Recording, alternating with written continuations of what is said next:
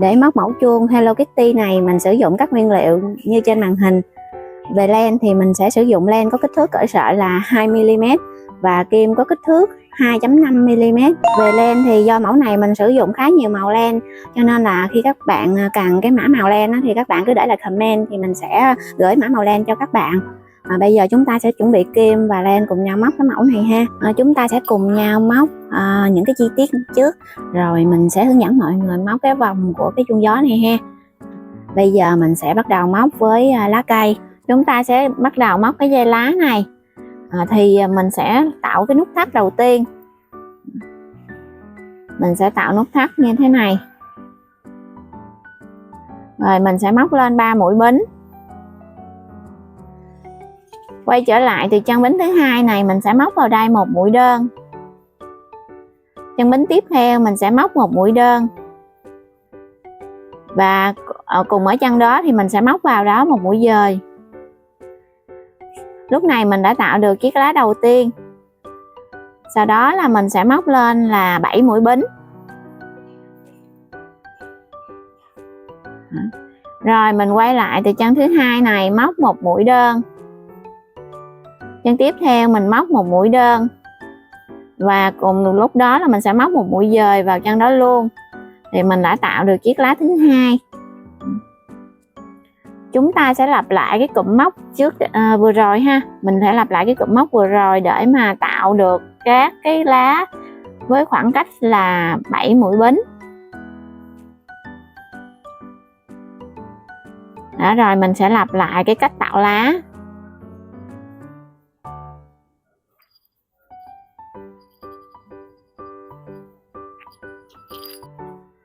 Rồi chúng ta sẽ tạo được 15 chiếc lá. Thì mình sẽ dừng lại nha.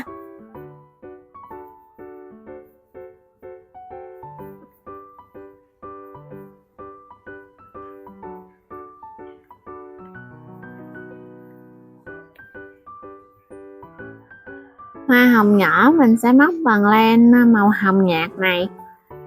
Trước hết thì mình sẽ móc một dây bính với 6 mũi bính.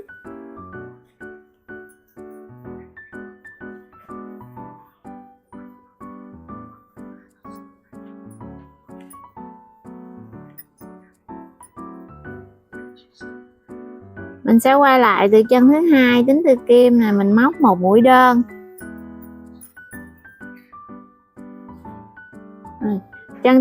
Chân tiếp theo này mình sẽ móc một mũi tăng, có nghĩa là 2 mũi đơn chung chân.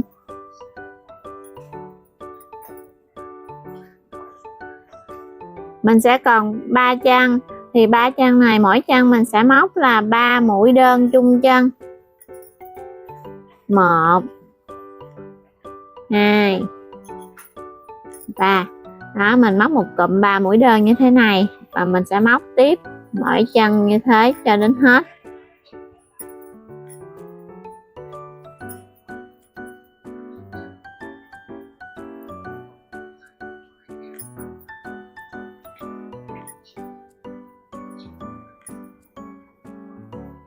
Đến đây mình sẽ móc xuống cái chân mà cuối cùng này luôn, mình móc một mũi dời để mình cắt len.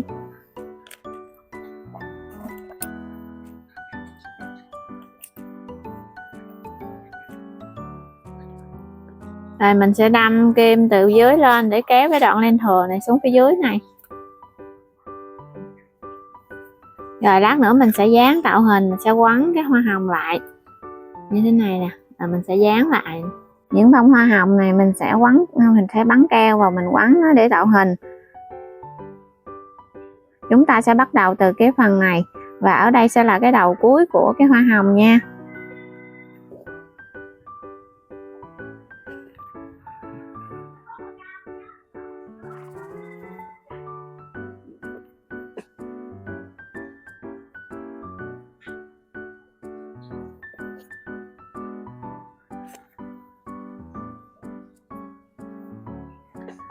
Thì sau khi mà mình bắn keo cái phần này xong thì mình sẽ cắt luôn cái len này ra.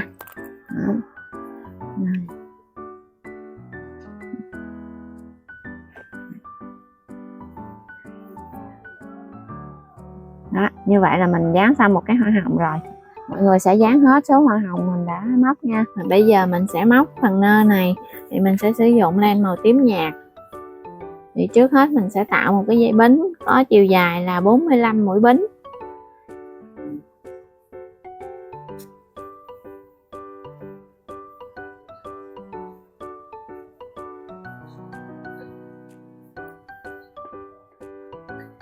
Khi có đủ dây bính với 45 mũi bính rồi, mình sẽ quay lại từ chân thứ hai này và mình sẽ móc liên tiếp là mỗi chân một mũi nửa kép. Mình sẽ móc 3 mũi nửa kép. 1 2 rồi 3.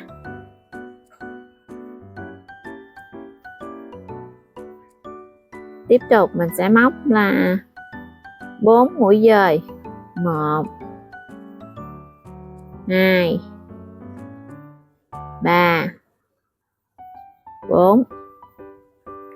Sau đó mình sẽ móc mỗi chân là một mũi nửa kép và mình sẽ móc liên tục 13 mũi nửa kép. 1 2 3 4 5 6 7 8 9 10 11 12 13. Mình sẽ tiếp tục móc mỗi chân là một mũi dời và mình móc 4 mũi dời. 1 2 3 và 4. Rồi sau đó mình sẽ tiếp tục móc mỗi chân là một mũi nửa kép và mình lại móc 13 mũi nửa kép.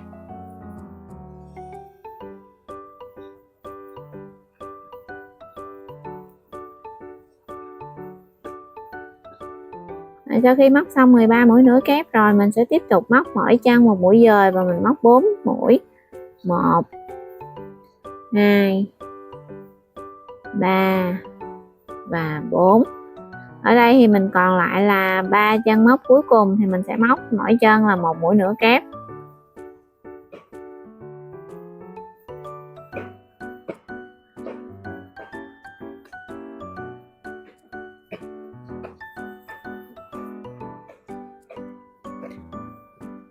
Mình sẽ tiếp tục móc qua bên phần đối xứng bên đây. Thì trước hết thì mình sẽ móc một bính và mình móc đối xứng, thì ở cái chân móc này luôn mình sẽ móc là một mũi nửa kép. Rồi mình sẽ móc mỗi chân một mũi nửa kép và mình đã thực hiện một mũi đây rồi, mình sẽ qua bên phía đối diện này móc một mũi nửa kép. 2 mũi nửa kép thứ ba, mũi nửa kép thứ ba đây. Đó. Mọi người nhớ kẹp luôn cái đoạn len thừa này vào nha. Rồi chúng ta sẽ tiếp tục là ở đây sẽ là 4 mũi dời, mỗi chân một mũi. 1 2 3 và 4. Rồi sau đó là mình sẽ đến cái đoạn là 13 mũi nửa kép, mỗi chân một mũi nha. 2 3. Thì đến khi mà các bạn kẹp nó đi đến đoạn này là nó cũng chắc rồi, mọi người có thể cắt đi cho nó đỡ vướng. Rồi chúng ta sẽ móc tiếp cho đủ 13 mũi nửa kép nha.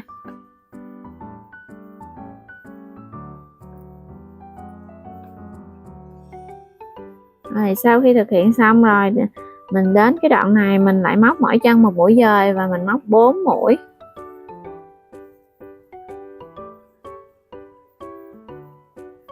Chúng ta chỉ móc đối xứng thôi. Mình nhìn mình thấy chân móc đó là mũi gì thì mình sẽ móc tiếp. Rồi mình đến đoạn này mình sẽ móc 13 mũi nửa kép.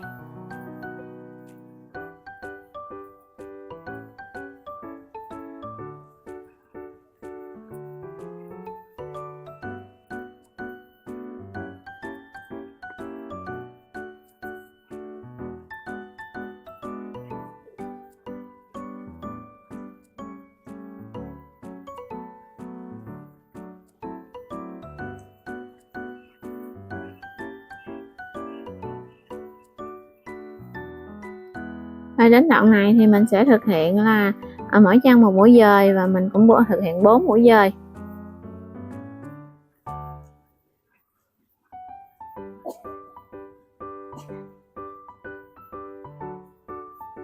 Rồi còn lại 3 chân cuối cùng này mình sẽ móc mỗi chân là 1 mũi nửa kép.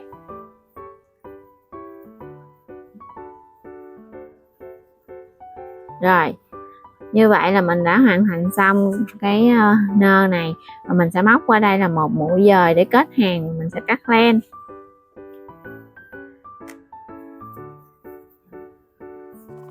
Đó, thì mình sẽ cắt đoạn len dài như thế này để là mình còn giấu len nữa.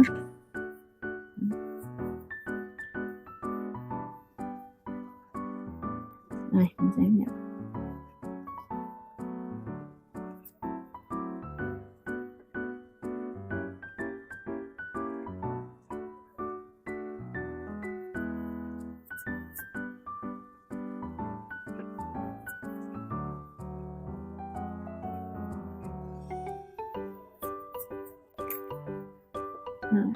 Rồi mọi người đừng có đi đâu cả nha, mình sẽ tiếp tục tạo hình nơ và chúng ta sẽ móc đến vòng nguyệt quế ha. Mình sẽ móc một đoạn dây bính dài khoảng 15 đến 20 bính để mình làm dây cột.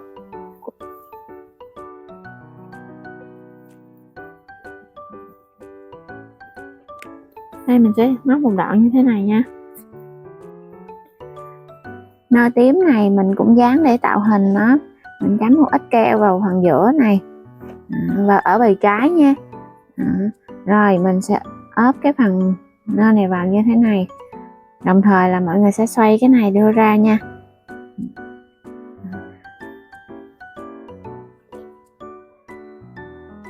Rồi đối với bên còn lại mình cũng làm như vậy.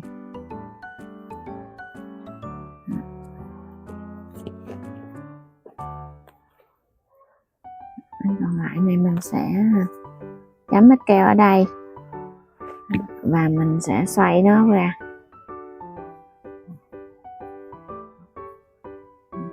Thì đây chính là cái bề phải của nó nè. Bề phải mà mình có thể khi mình dán mình sẽ nhìn thấy nó như thế này. Và bây giờ mình đưa cái đoạn dây bính vào để mình cột cố định nó lại.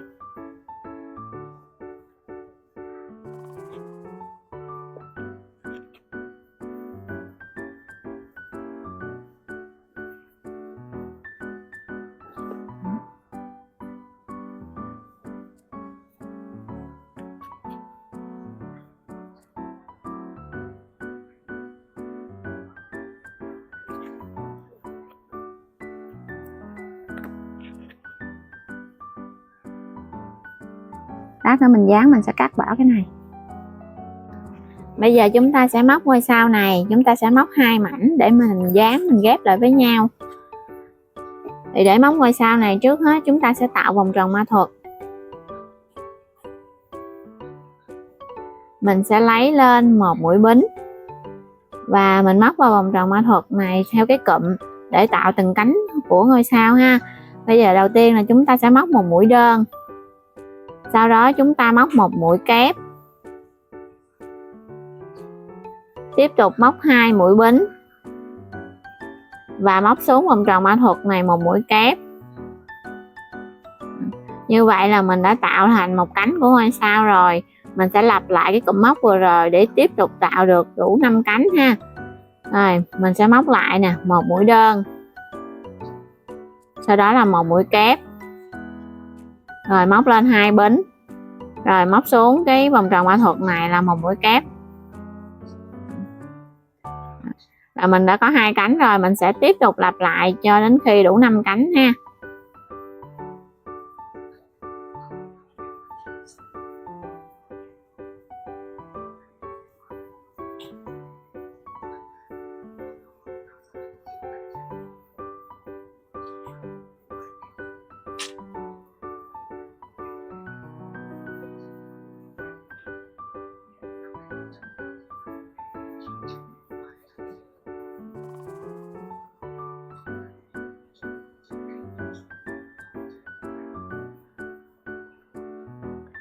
Đó, sau khi mà mình móc đến đây rồi mình sẽ kéo cái sợi dây của vòng tròn mã thuật lại, mình siết nó chặt lại, rồi mình sẽ móc mũi dời qua cái đầu mũi đơn đầu tiên này nè. Đó, để mình kết hàng và mình sẽ cắt len.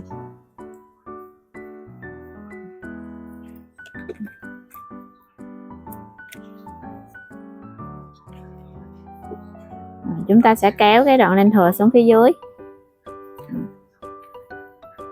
Rồi mọi người sẽ làm thêm một mảnh nữa ha. Nếu bạn cảm thấy những gì mình chia sẻ trong video này thực sự hữu ích với bạn thì hãy nhấn nút thanh bên dưới nha. Sự ủng hộ của bạn dù rất nhỏ thôi nhưng lại là động lực rất lớn để mình có thể tiếp tục duy trì kênh và dành nhiều thời gian tâm huyết để mà mang đến cho bạn nhiều hướng dẫn dễ thương và chất lượng hơn nữa. Cảm ơn bạn vì đã ở đây, đã xem đến video đến cuối và đồng hành cùng mình trên hành trình móc len này. Thật lòng biết ơn các bạn rất nhiều. Rồi bây giờ chúng ta sẽ bắt đầu móc cái phần vòng cung của chuông gió. Ở vòng cung này mình sẽ sử dụng len màu xanh và mình sẽ móc một dây bính với 51 mũi bính.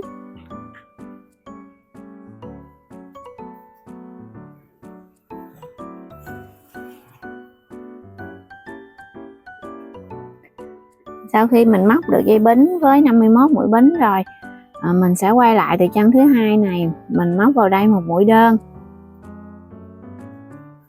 Và như vậy chúng ta sẽ móc mỗi chân móc là một mũi đơn cho đến hết hàng. Và như chúng ta sẽ có được là 50 chân mũi nha.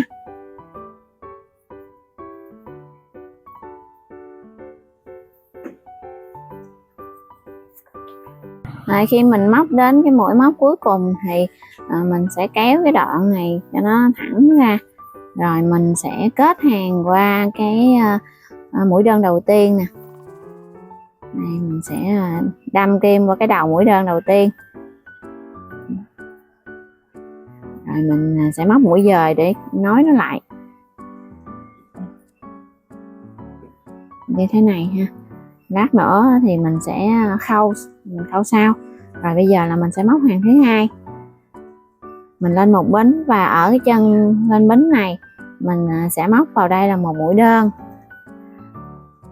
Hàng thứ hai này mọi người sẽ móc theo cụm và chúng ta sẽ lặp lại mỗi cụm là 5 lần. Thì ở đây mình đã móc một mũi đơn rồi, chúng ta sẽ móc lần lượt mỗi chân là một mũi đơn và móc 5 mũi đơn. Đây là 1 rồi ha, 2, 3, 4, 5. Sau đó chân tiếp theo này mình sẽ móc vào đây là 3 mũi đơn chung chân.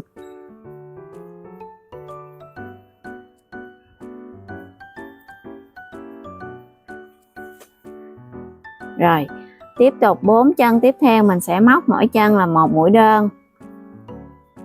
1, 2, 3 và 4. Đó. Thì mọi người sẽ thấy là nó tạo được cái góc như thế này. Chúng ta sẽ lặp lại cái cụm móc là từ đây cho đến đây, mình lặp lại 5 lần để tạo được các cái góc. Thì khi mà mình móc xong nó sẽ ra cái hình như thế này nè mọi người, nó sẽ có những cái góc. Đó. Rồi bây giờ chúng ta tiếp tục móc nha.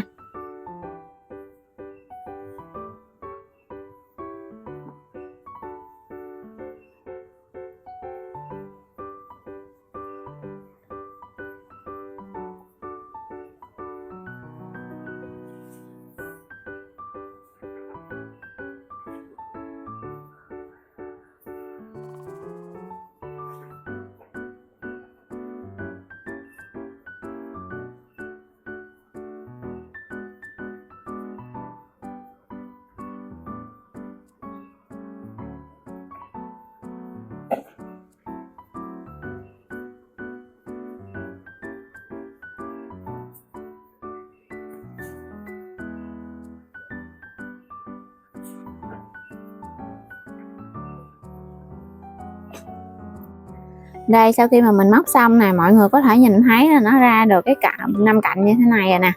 Đó. Mũi móc cuối cùng là mình đã móc xong, thì bây giờ mình sẽ móc mũi dời qua cái đầu mũi đơn đầu tiên này để mình kết hàng. Và ở mỗi hàng sau khi mình móc xong mình cũng sẽ kết hàng như vậy nha. Trước khi móc hàng móc thứ ba thì mình lưu ý mọi người Ở mẫu này chúng ta sẽ tạo 5 cạnh, cho nên là ở mỗi cụm móc chúng ta sẽ lặp lại 5 lần. Thì hàng móc thứ 3 chúng ta cũng sẽ móc theo cụm và chúng ta lặp lại nha.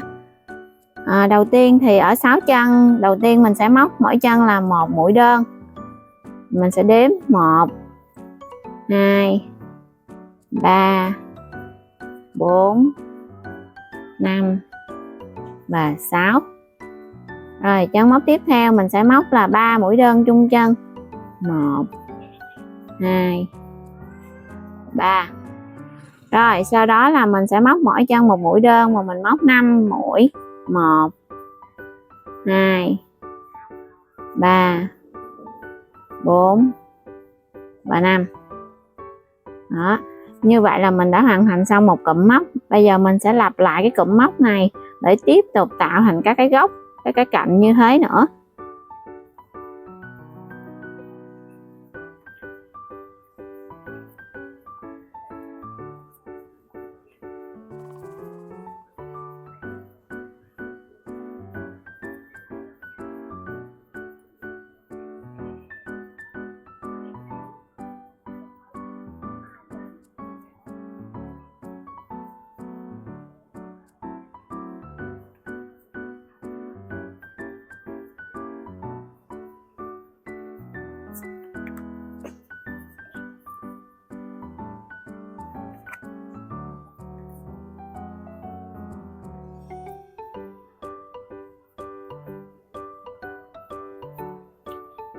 Hàng móc thứ tư, 7 chân móc đầu tiên chúng ta sẽ móc mỗi chân móc là một mũi đơn. 3 4 5 6 và 7. Rồi chân móc tiếp theo chúng ta sẽ móc vào đây là 3 mũi đơn chung chân.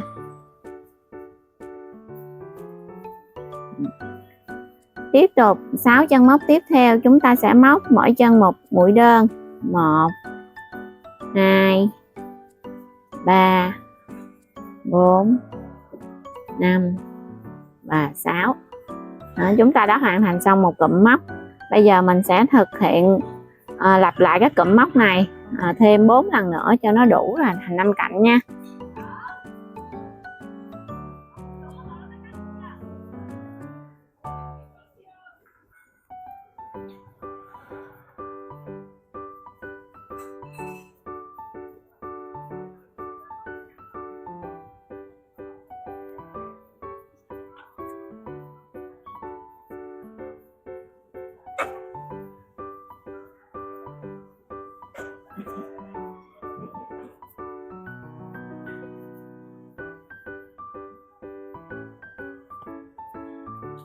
Hàng móc thứ 5 chúng ta sẽ móc ở cái nhánh phía sau, tức là những cái dây phía sau này nè, phía ngoài mình nè.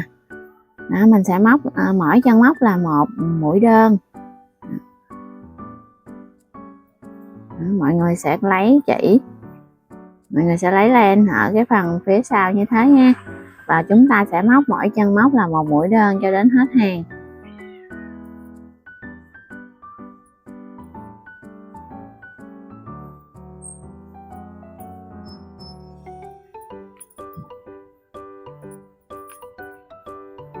Hàng thứ 6 và hàng thứ 7 chúng ta sẽ móc giống nhau, có nghĩa là mỗi chân móc chúng ta sẽ móc một mũi đơn như thế này, và chúng ta sẽ móc 2 hàng đó.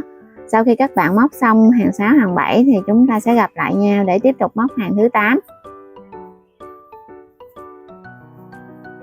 Ở hàng 8 này mọi người lưu ý một tí là mình sẽ móc ở cái nhánh phía sau và mình sẽ móc theo cụm.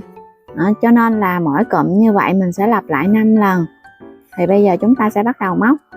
Ở 7 chân mũi đầu tiên chúng ta sẽ móc mỗi chân mũi là một mũi đơn. 2 3 4 5 6 7. Sau đó mình sẽ thực hiện mũi giảm 3. Thì mũi giảm 3 nó sẽ thực hiện như thế này, mọi người đưa kim qua chân móc thế này, rồi mình kéo lên, đưa kim qua chân móc tiếp theo kéo lên, và đưa kim qua chân móc thứ 3 kéo lên, Sau khi mà trên kim mình có 4 vòng len như thế này, mình sẽ kéo len qua hết là mình đã thực hiện xong mũi giảm 3. Rồi chúng ta sẽ tiếp tục thực hiện cái cụm này là 6 chân mũi tiếp theo, mình sẽ móc mỗi chân là 1 mũi đơn. 1 2 3 4 5 và 6. Đó, chúng ta sẽ đồng thời là móc cụm và đồng thời cũng giảm mũi. Đó, khi này là xong một cụm rồi thì mọi người sẽ bắt đầu lặp lại từng cụm như vậy và 5 lần. Thì bây giờ mình đã thực hiện một lần rồi, mình sẽ tiếp tục thực hiện 7 chân mũi với 7 mũi đơn.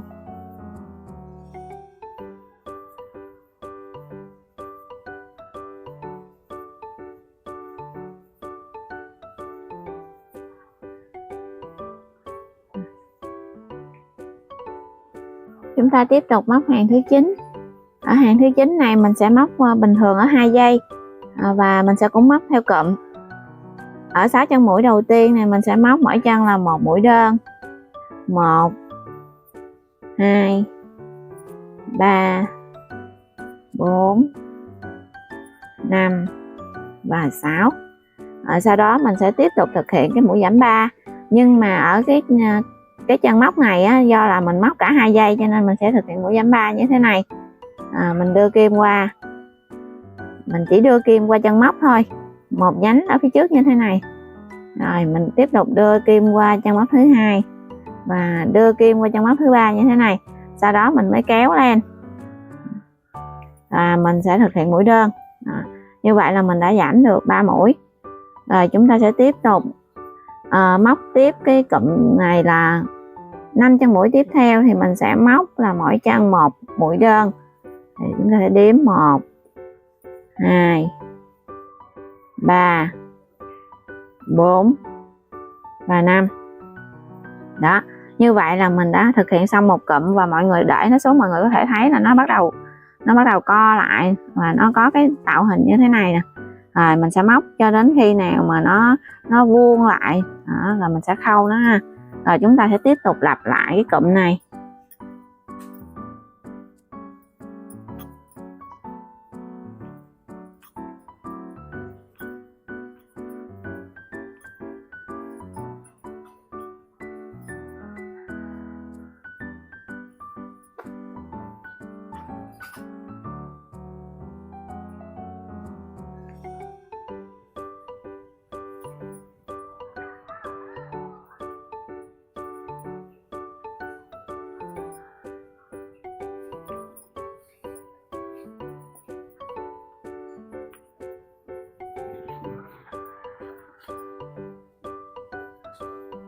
Hàng móc thứ 10 chúng ta sẽ tiếp tục móc theo cụm và chúng ta lặp lại 5 lần.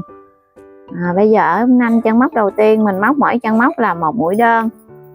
1 2 3 4 và 5. Sau đó mình thực hiện mũi giảm 3.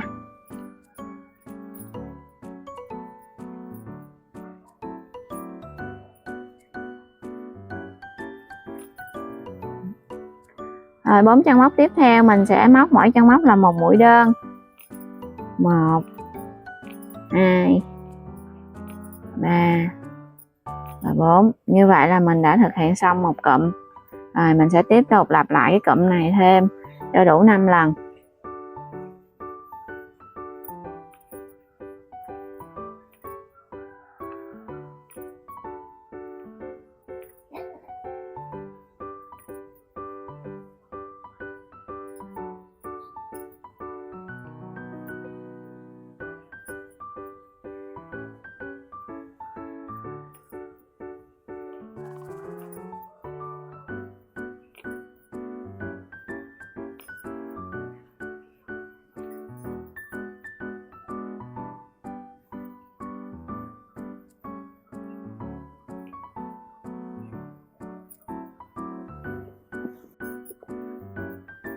Hàng móc thứ 11 mình sẽ không móc theo cụm nữa mà mình móc mỗi chân móc là 1 mũi đơn. Và mình sẽ móc như vậy cho đến hết hàng 11 này. Mình sẽ có là 50 chân mũi.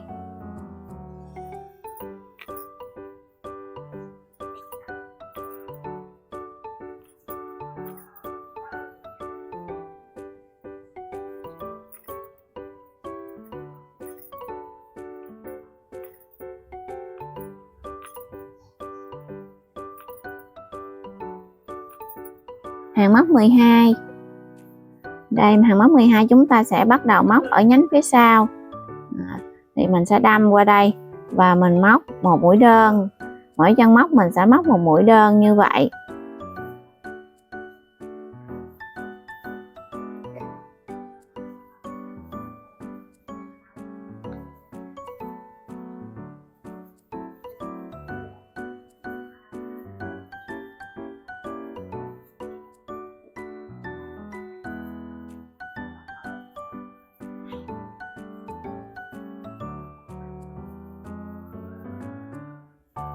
Ở hàng móc 13, 14 thì mình sẽ móc như sau. Mình móc giống nhau, mỗi chân móc sẽ là một mũi đơn như thế này. Mọi người sẽ móc hàng 13, 14, hai hàng đó nữa xong là mình sẽ cắt len. Bây giờ mình sẽ móc tiếp tục nha.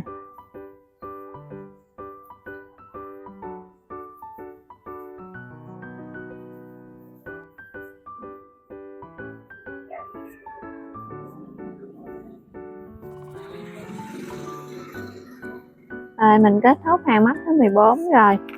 Bây giờ là mình sẽ cắt len. Thì để mình ốm cái phần mà dây mình sẽ khâu, mình mới cắt nha. Đây, mình sẽ kéo cái dây đi theo cái vòng này. Một vòng này, hai vòng. Rồi mình sẽ cắt 3 vòng. Mình đi cho nó 3 vòng và mình sẽ cắt len.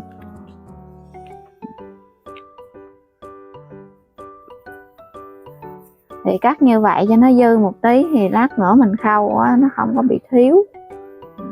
Đây mọi người, sau khi mà mình xếp nó tạo hình nó xong là nó sẽ như thế này đây. Đó. Thì mình sẽ lật qua hình này cho mọi người dễ thấy. Thì hai cái mép này nè, hai cái mép của hàng móc đầu tiên và hàng móc thứ 14 nè, nó sẽ chụm vào nhau như thế này nha. Rồi mình sẽ khâu nó đi từ đây đi vòng hết. Đó, cho đến đây. Vừa khâu mình sẽ vừa dồn gòn nha. Rồi sau khi mà mình xỏ kim vào, mình sẽ khâu. Thì mình sẽ khâu như thế nào? Mình khâu tương ứng, nghĩa là một chân móc bên đây thì mình sẽ khâu qua đây một chân móc. Đó, mình đưa kim qua và mình sẽ kéo lên như thế này. Và chúng ta sẽ đảo ngược lại. Đó là cái chân móc bên đây. Đó, chân móc của hàng 1 đó. Rồi nó sẽ đâm qua chân móc của hàng thứ 14 như thế này. Rồi thì nó lại đảo lại là chân móc hàng thứ 14 đâm qua chân móc hàng móc thứ nhất lại. Mọi người sẽ làm cho nó xen kẽ qua lại như vậy nha. Rồi trong lúc mà mình khâu, trong lúc mình khâu như thế này thì mình sẽ dồn luôn cái gòn vào. Để mọi người khâu xong mọi người dồn gòn thì sẽ rất là khó. Đó, mình sẽ dồn một ít như thế này. Đó, rồi mình khâu và mình sẽ căn chỉnh. Mình nhét thêm cho nó cứng lên.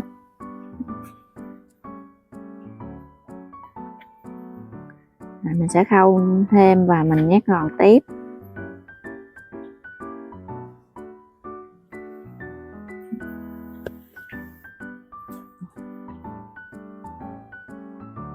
Rồi đây mình sẽ đưa qua đây.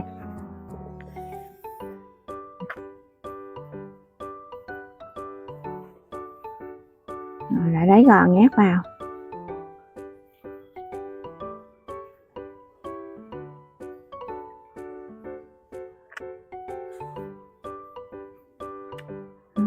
Thì mình khâu, mình nhét gòn thì nó sẽ bị bung ra như vậy, rồi mình sẽ phải vịn.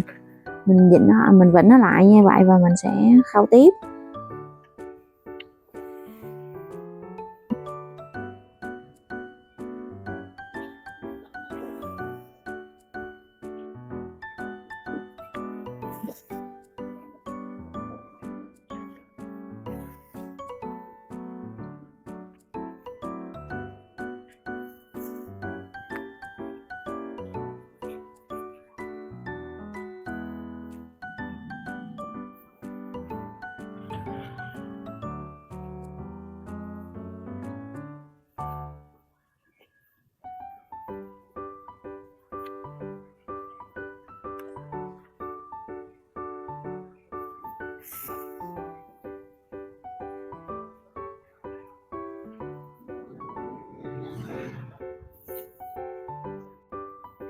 Đây là mình đã khâu xong rồi nè.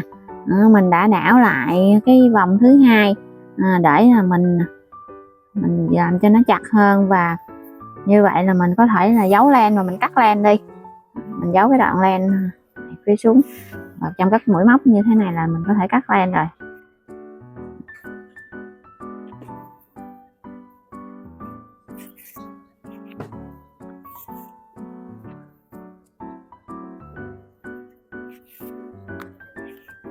Rồi mọi người có thể thấy là nó dư len khá nhiều, nhưng mà mình cắt dư như vậy cho nó dễ hơn là mọi người cắt thiếu. Rồi cái đoạn này là mình cũng sẽ dùng kim thâu len để mà mình giấu cái đoạn len thừa này đi.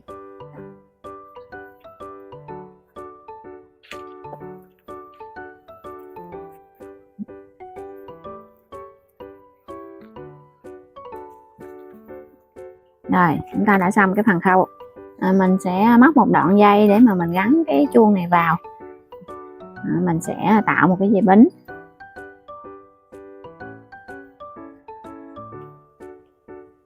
Mình sẽ tạo khoảng 20 bính.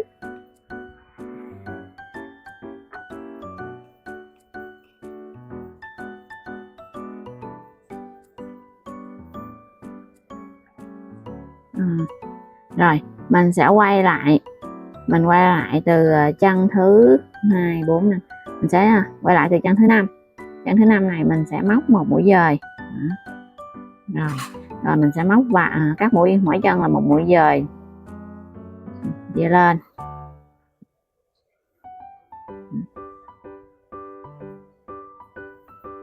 Rồi mình sẽ móc qua lên cho tới vài mũi như vậy. Rồi mình sẽ kéo len ra. Cắt len là do cái đoạn của mình là cái đoạn len thừa, cho nên là mình móc luôn.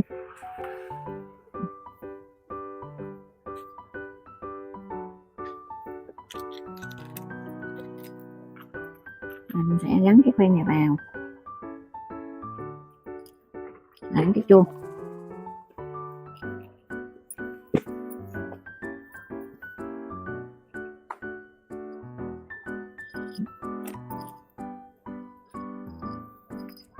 Bây giờ chúng ta sẽ móc bé mèo Hello Kitty.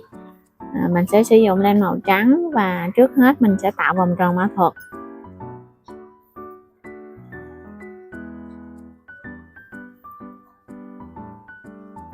Khi tạo được vòng tròn mã thuật rồi, mình sẽ móc vào đây là 6 mũi đơn. 1 2 3 4 5 và 6. Rồi khi đó mình sẽ rút cái dây này để siết cái vòng tròn mã thuật lại, và mình móc mũi dời qua cái mũi đơn đầu tiên nè để kết hàng. Như vậy là mình hoàn thành xong hàng móc thứ nhất. Ở hàng móc thứ hai mình sẽ móc chân đầu tiên này, mình sẽ móc vào đây là mũi tăng, có nghĩa là 2 mũi đơn chung chân.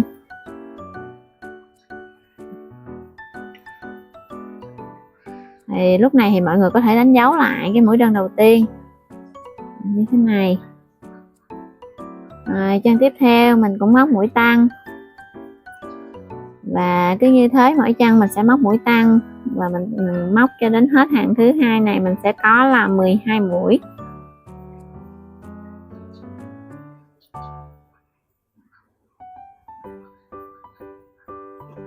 Ở hàng móc thứ ba chúng ta sẽ móc như sau. Chân móc đầu tiên chúng ta sẽ móc một mũi đơn. Rồi qua chân móc tiếp theo mình sẽ móc là mũi tăng.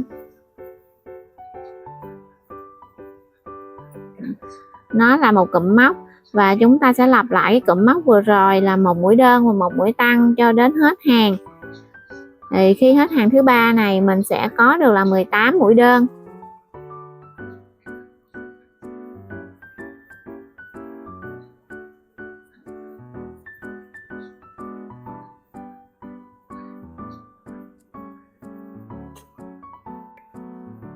Từ hàng móc thứ tư cho đến hàng móc thứ 6 chúng ta sẽ lặp lại giống nhau. Chúng ta sẽ móc vào mỗi chân móc là một mũi đơn, và như vậy chúng ta sẽ móc cho đến hết hàng thứ tư và đến hết hàng thứ 6, thì mỗi hàng chúng ta sẽ móc được 18 mũi. Mọi người sẽ móc đến đó và chúng ta sẽ gặp nhau ha.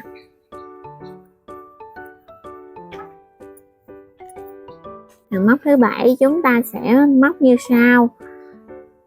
Trong móc đầu tiên chúng ta sẽ móc một mũi đơn. Tiếp theo chúng ta sẽ thực hiện mũi giảm, thì mũi giảm sẽ thực hiện như thế này. Đưa kim qua dây móc đầu tiên như thế này, một dây thôi. Và mình đưa kim qua cái dây móc thứ hai như thế này. Rồi mình sẽ kéo len qua và mình thực hiện mũi đơn như bình thường. Như vậy chúng ta vừa thực hiện mũi giảm và cũng thực hiện xong một cụm móc. Đó là cụm móc mà chúng ta sẽ lặp lại. Thì qua chân móc tiếp theo này mình sẽ móc một mũi đơn. Tiếp tục thì mình sẽ thực hiện mũi giảm.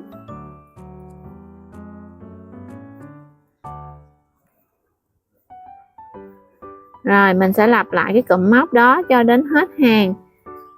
Thì mình sẽ giảm còn là 12 chân mũi.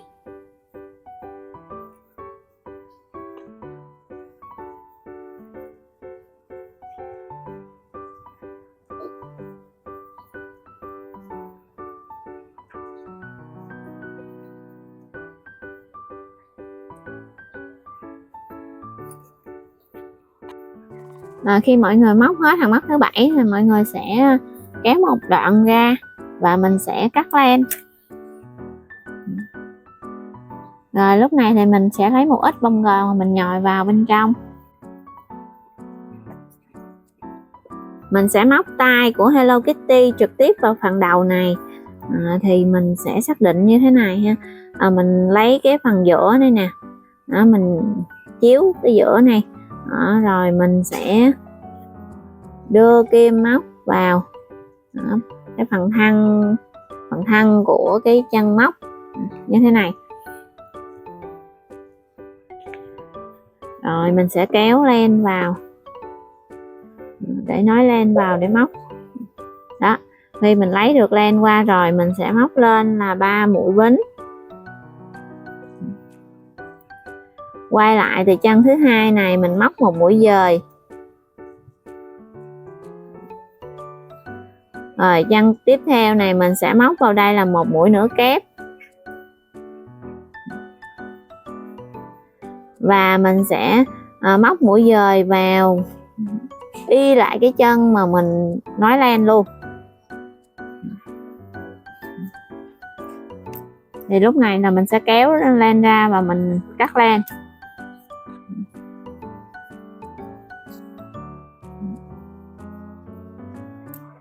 Rồi mình dùng cái kim khâu len này mình xỏ cái đoạn len thừa này để mình giấu nó xuống phía dưới.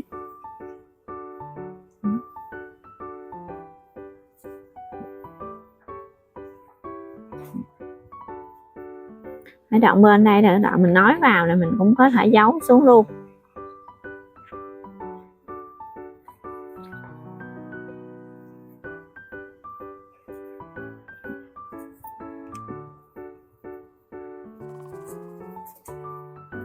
Rồi chúng ta sẽ móc bên còn lại ha.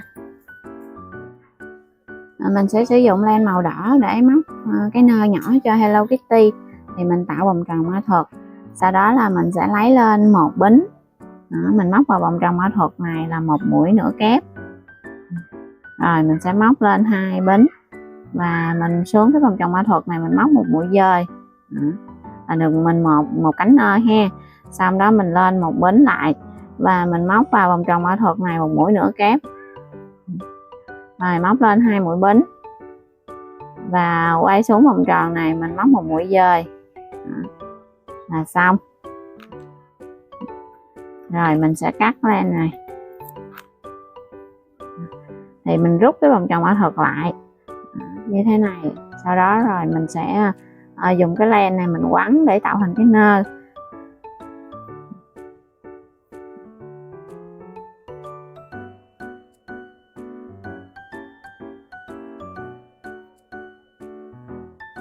Mình sẽ dùng cái đầu len này.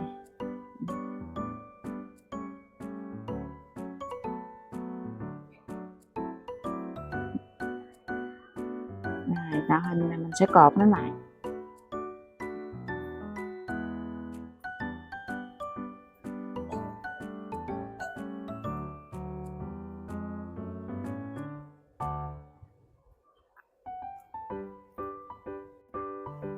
Mình sẽ sử dụng len màu đỏ để móc cái nơ nhỏ cho Hello Kitty. Thì mình tạo vòng tròn ma thuật, sau đó là mình sẽ lấy lên một bính. Mình móc vào vòng tròn ma thuật này là 1 mũi nửa kép, rồi mình sẽ móc lên 2 bính và mình xuống cái vòng tròn ma thuật này mình móc 1 mũi dời là được mình một cánh nơ ha. Xong đó mình lên 1 bính lại và mình móc vào vòng tròn ma thuật này 1 mũi nửa kép, rồi móc lên 2 mũi bính và quay xuống vòng tròn này mình móc 1 mũi dời là xong. Rồi mình sẽ cắt len này, thì mình rút cái vòng tròn ma thuật lại như thế này. Sau đó rồi mình sẽ dùng cái len này mình quấn để tạo thành cái nơ.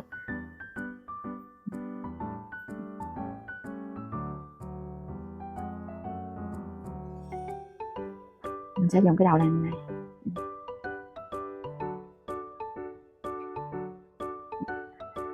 Rồi tạo hình này mình sẽ cột nó lại.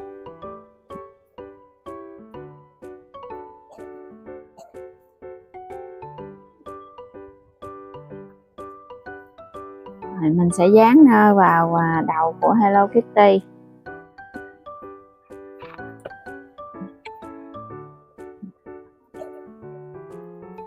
Rồi như vậy là mình đã xong cái phần trang trí cho bạn Hello Kitty rồi. Rồi bây giờ mình sẽ thêu phần mắt nha. Mình dùng len màu đen hoặc là chỉ thêu. Mình sẽ đưa kim vào ở hàng móc thứ 4. Mình sẽ đưa kim vào hàng móc thứ 4.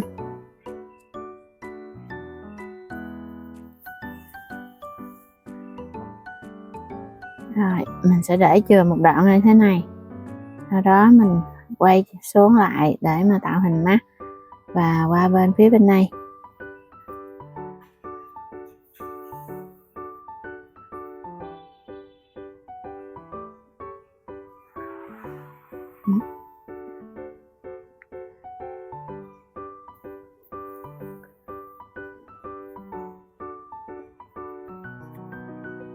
Rồi mình sẽ tạo hai cái râu ở đây.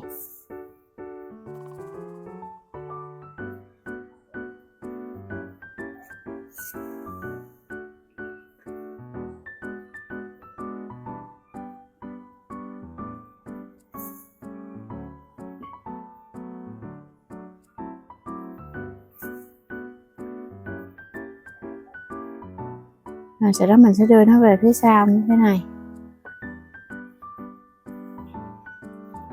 Rồi chỗ này mình sẽ xỏ lại vào cái kim khâu len này. Mình đưa cái đoạn này về phía sau.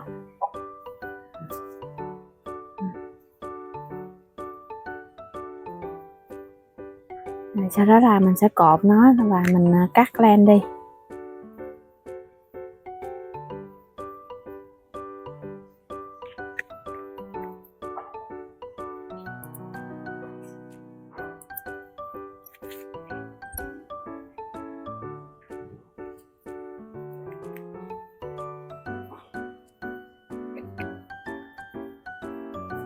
Rồi mình cũng dùng cái len màu vàng để mình thêu cái mũi.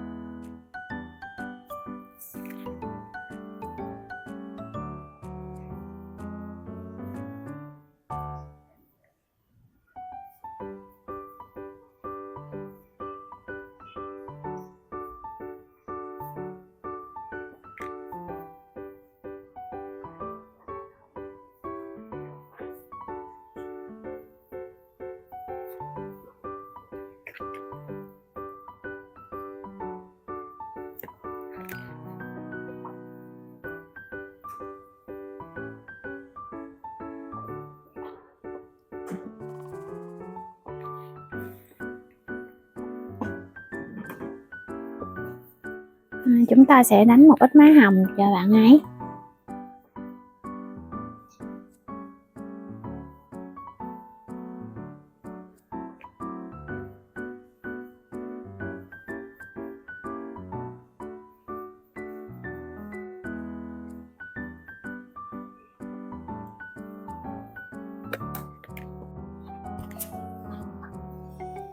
Rồi bây giờ mình sẽ ướm cái phần dây leo này lên.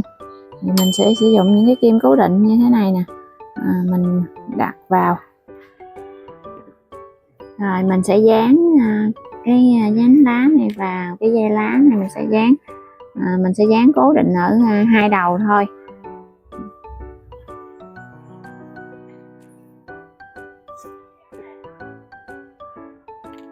Ở dưới này cũng vậy, mình sẽ dán cố định ở phần hai đầu là xong rồi.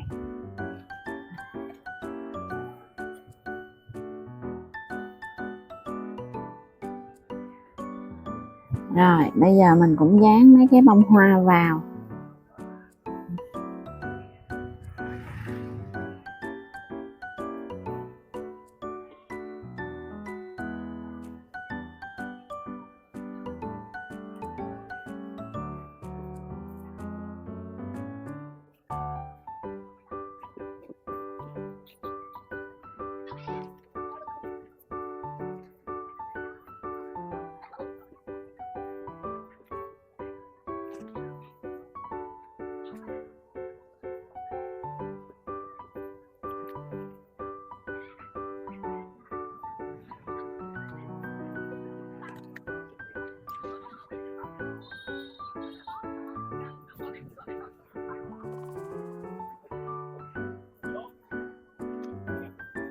Mình cũng sẽ khâu cái chuông vào ở phía dưới này.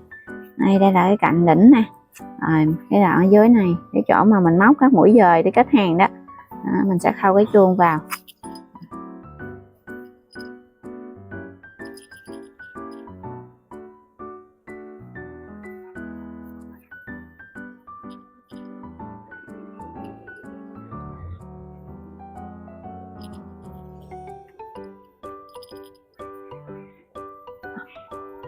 Rồi mình sẽ giấu len vào các mũi móc và mình sẽ cắt luôn.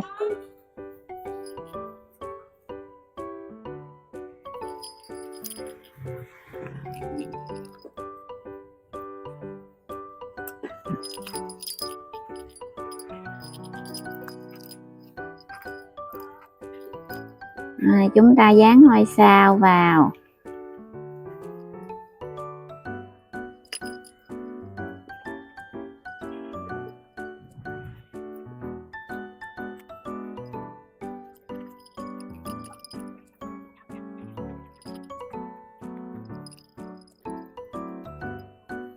Mình cũng dán cái nơ vào.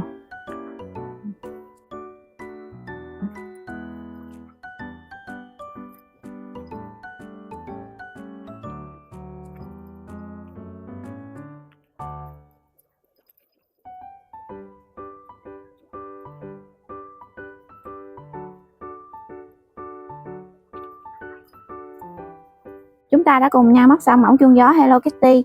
Cảm ơn các bạn đã xem hết video và cùng móc len ngày hôm nay với mình. Chúc các bạn móc len vui vẻ và sẽ có một mẫu chuông gió xinh xắn. Hẹn gặp lại các bạn trong những video sắp tới. Chào tạm biệt.